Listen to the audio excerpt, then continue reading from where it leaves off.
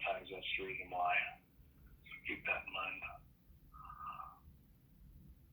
At this other property. Single family, looks like it's rural. Second home, I assume, yeah. Second home, they say it doesn't have a mortgage. And I don't see anything in the file about it, so it's got a condition for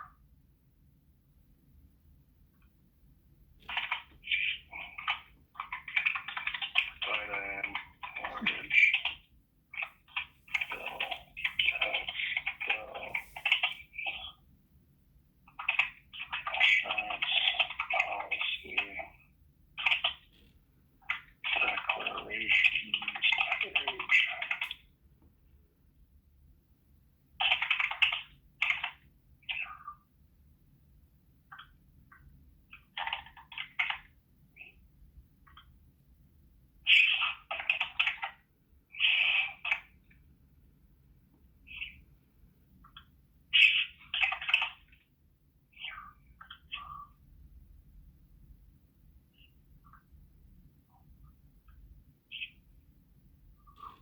And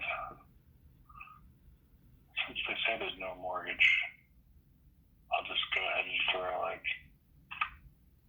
$200 in there for taxes and insurance.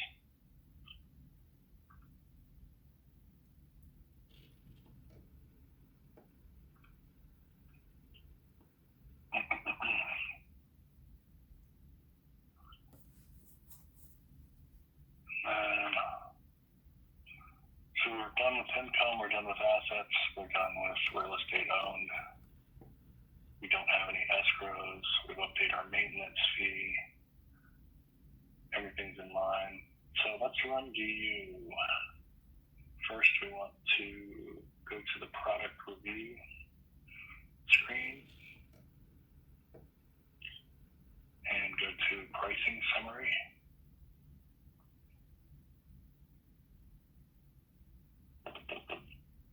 And I always scroll through this list to make sure everything's right. So we have an owner-occupied co-op, cash out, it's desktop underwriter. Make sure it always says desktop underwriter. Sometimes it'll say decision select or standard. And we have a on-us refinance. We're refinancing Central Loan, so make sure that you check this box if it's not already. Very important. It could affect the pricing of the interest rate. So to reprice, come over here to loan information, look at your interest rate, 2.875, 2.875. Click the green $sign, select run all, and then just come down here to the bottom and hit OK. And then select the interest rate. It won't let you select on the interest rate, so you can double click it like I just did, or you can select the blue pricing next to the interest rate and hit OK down at the bottom again. All right, so the loan is now repriced. It's factored in all the changes we did to the income and everything. And the screen is one of those that takes a few clicks to get out of. Okay. There's just one thing I forgot to get.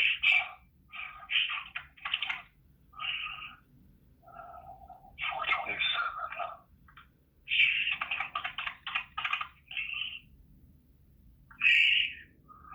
All right, so after you reprice, go up to key dates.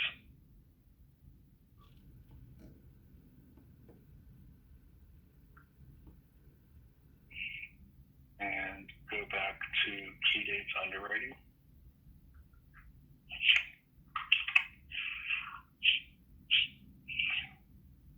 And asset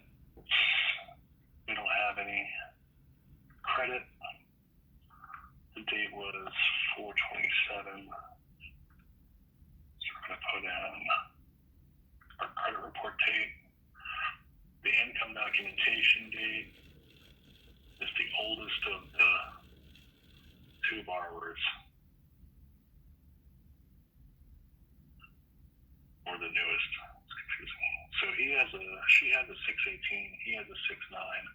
So his is older, so we have to use his for the document expiration date. So 69 would be the date for income.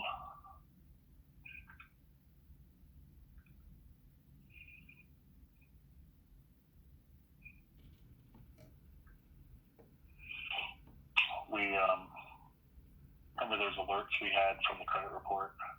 If you have any alerts at all, you want to select fraud flag yes.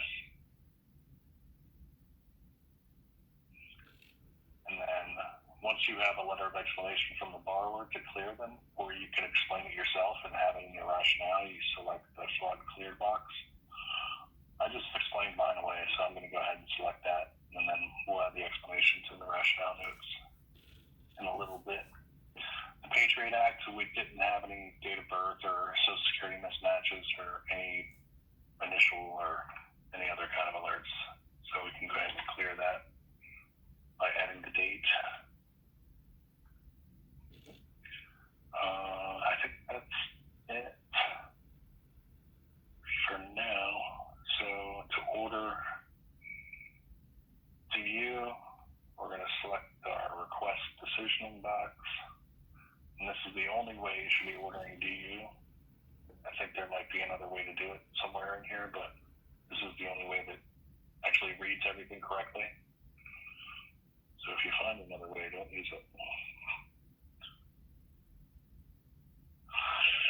And once you hit save, after selecting the request decisioning box, just like take a breather, take a few minutes, or not a few, but take at least a minute, stretch or something, because if you click around too quickly, it won't run sometimes. You'll be like, DU's not running, I can't figure out why. So just hit save and have a sip of water.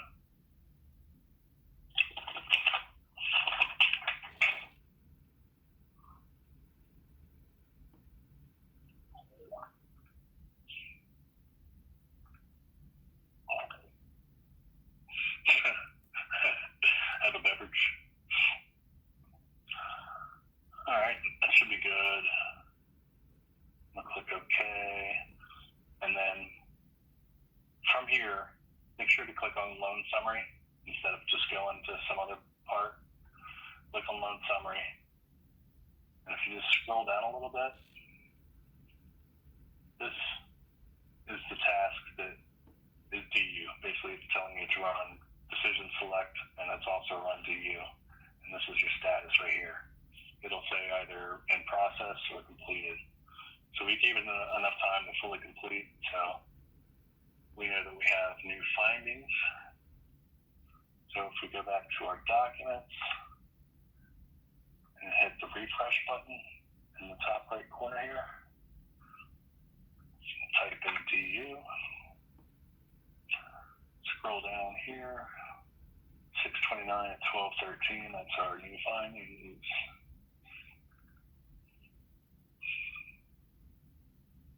All right.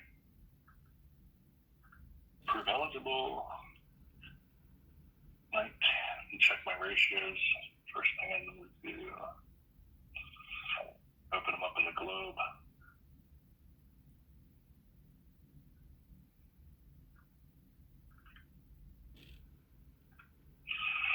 So let's go back down here to the loan application.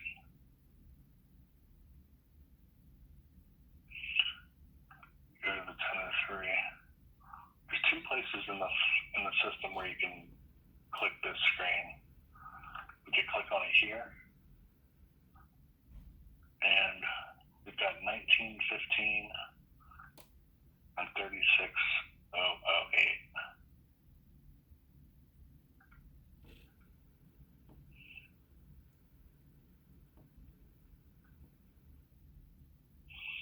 Here we've got 1915 and 3817.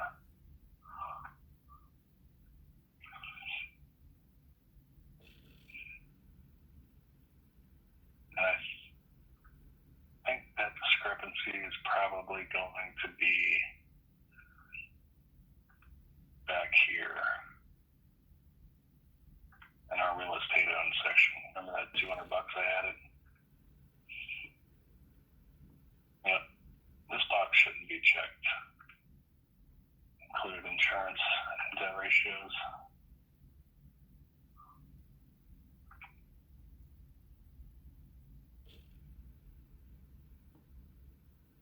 Alright. And you're running the ratio issues a lot until you get fully comfortable with the system and the processes. I'm just going to run DU again. In the meantime, I'm going to keep reviewing these findings.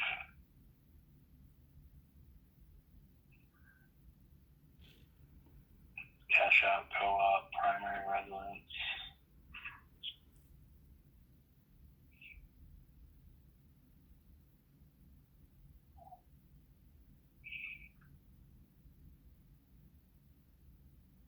So D is picking up that the address was changed once we got the appraisal to come in.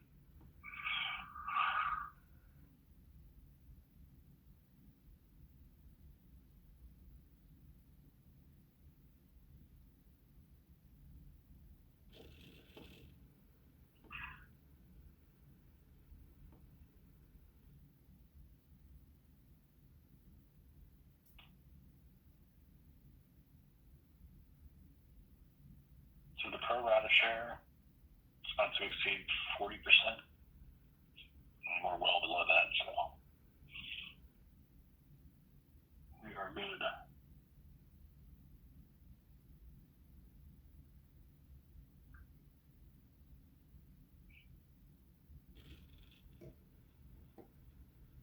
This says the subject property address does not match the borrower's current address. Let's go take a look at that.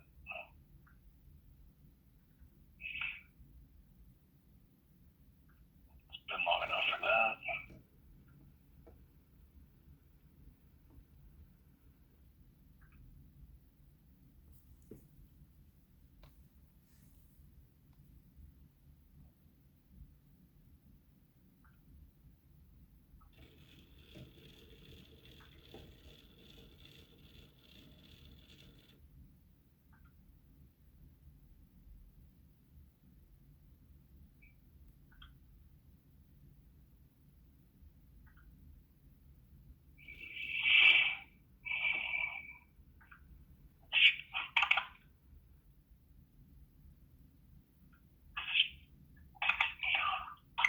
Correct this.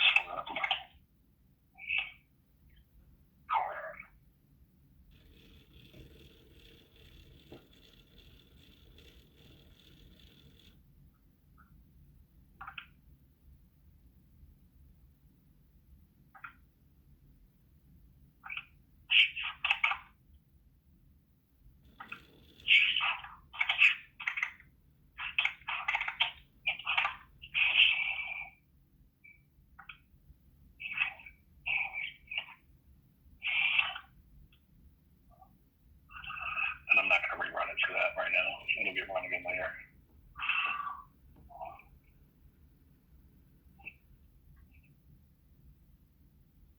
Okay, so our collections and charge-offs do not need to be paid at closing.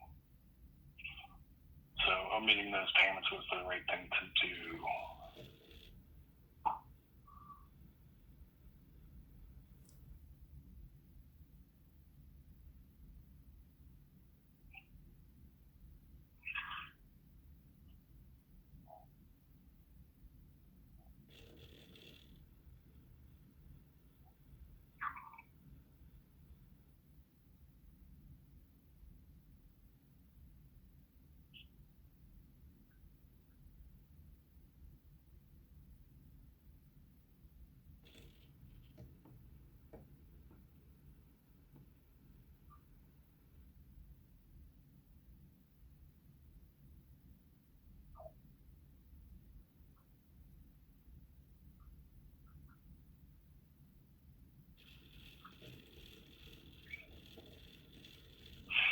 Authorized users, so yeah, it did pick up the Amex, even though it didn't say authorized user on the credit report itself.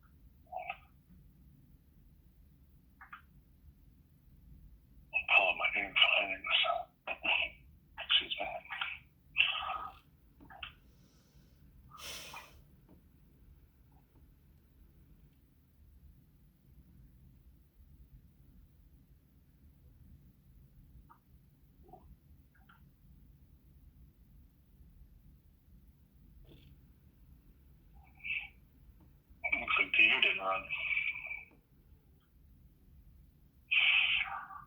34.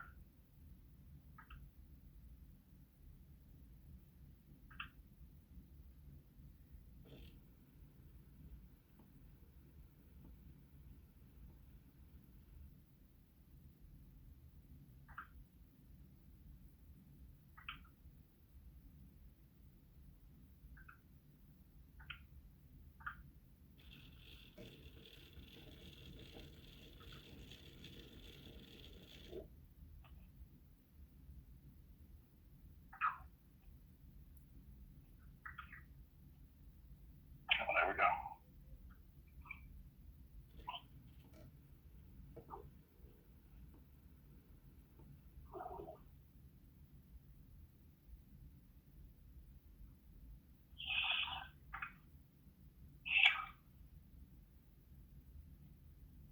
Let me show you these things here.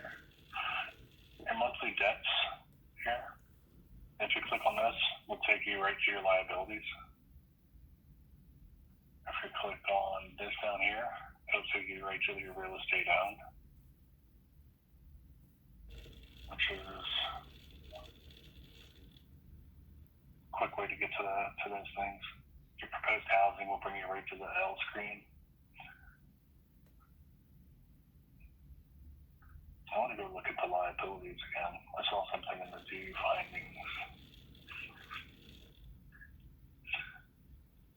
It said that a Chase card was an installment, or it had one payment left, so it was omitting the payment.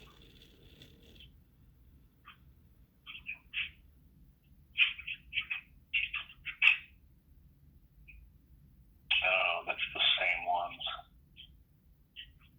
The Chase card, the two charge-offs, it's saying have one payment left in their installments, so it's submitting the payment. Okay, never mind. Latifah's asking why is it that the DU doesn't run sometimes? It's just a quirky thing. I can't explain it myself. The only thing they told us is just that it might be because I didn't click on loan summary. You see, I'm back on the key date screen and the box is still checked. Yeah, because I think it happened to, if I remember correctly, I think it happened to Larry too. Yeah. So let me hit save. I'm going to go back to key dates. Hit it one more time. And the box is still checked. So hit save. If you come back to the screen and that box is still checked, it didn't run. So that's one way to tell. Okay, I'm going to give it a minute, and I'm going to stick with it this time instead of veering off.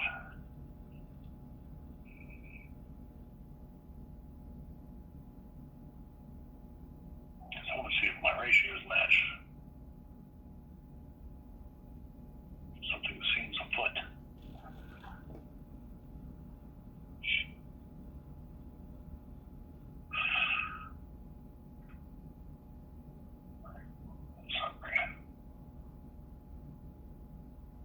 Okay, it still didn't run yet. Let me review. If you get some of these tasks are for us as underwriters. This is the review FPI results task. That's the task that belongs to us. When you get one, you want to go in and select the thumbs up button. If you look down here at the bottom, it says fraud, more info needed. So the fraud report, our FPIs found something in the report that they want an explanation for. So this means that a condition is dropped on the file, and we'll get to that in a bit. But if it says fraud good to go or something like that, then just hit this green check mark up here. And that actually ties in with that key dates screen as well. I'll take you to in a sec. So we're going to leave it in process for now until we figure out what that condition is that the front report triggered. Do you still run?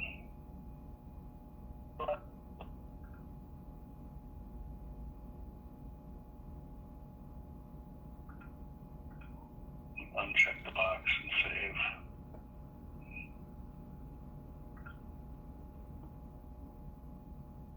I'll show you that fraud screen. Key dates fraud review. What you want to see is the goods to proceed date. So if you don't have that, it's going to have a more information needed date, which means a condition is dropped on the file. And you could have more than one of these. So if you have more than one, it'll be on subsequent screens.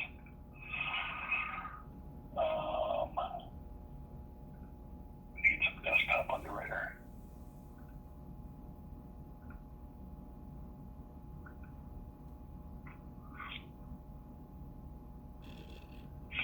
Sometimes you just have to keep trying, or sometimes it's down.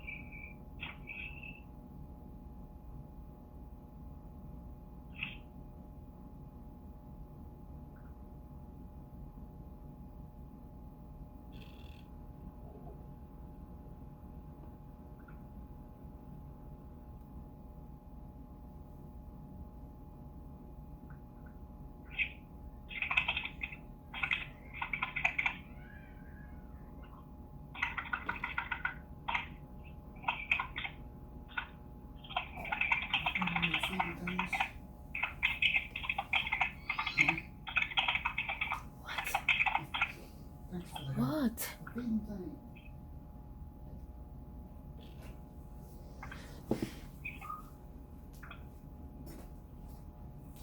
we go. Just gotta keep trying sometimes. And be slow. I'll show you the other screen where you can get to that ratio screen. It's under the decision, underwritten decision screen. And then if you go over here to the decision tab, this is where we're going to put our final decision in. But it also has that ratio screen that you can pop up to and easily get to those other screens I was talking about on the application if you need to change anything or look at anything. And let's see if we can get our new findings in our documents. Got the U in there. Let's hit refresh. 6:29 and 12:30. Hey, what time do you guys go to lunch? Now? Half an hour? Well, we're good for now. What? How much longer do you think it will be? Do you want to break it up till? Can we do some after lunch or? Yeah, we've still got conditions and rationale to do. Yeah. So we got the new findings.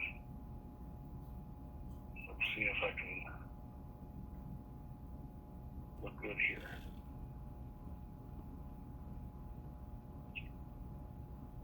So my ratios still don't match. So I've got some investigating to do. And what I want to do first, come back to the findings, go down to that last page, or one of the last pages. And this is a good thing. Okay, so this screen here, if your ratios don't match, come to this screen here, particularly this section over here. And we're going to compare that to our ratio screen over here. So our total housing payments right here, if you can see that, 25146.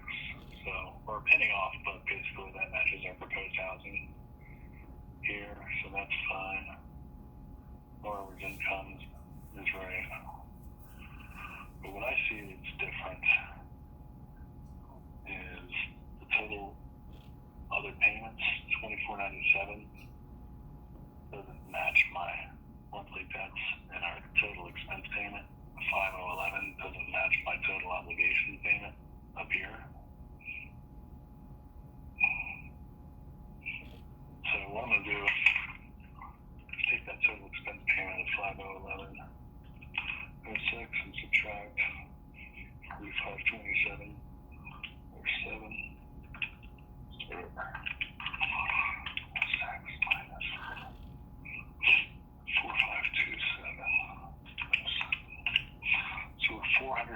$43.99 off.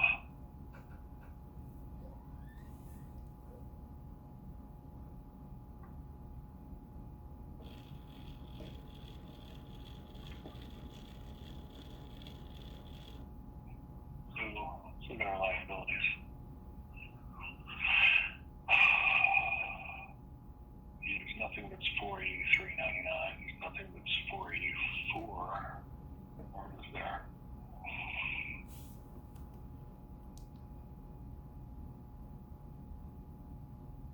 There's $284. $484.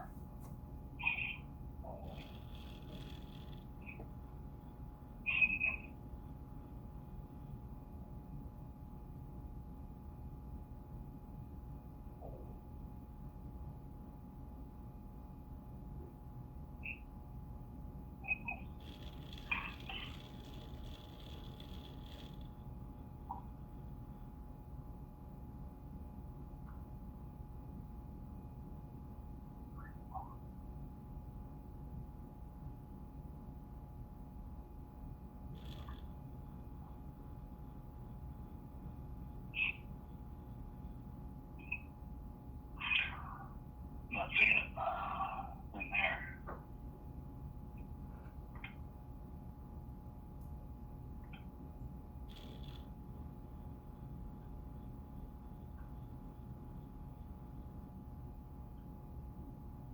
Double check their income.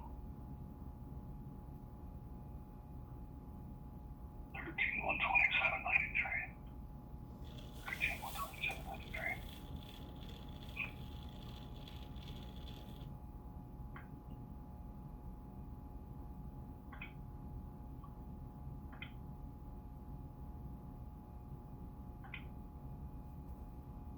I guess we'll have to go through every liability. See what's doing.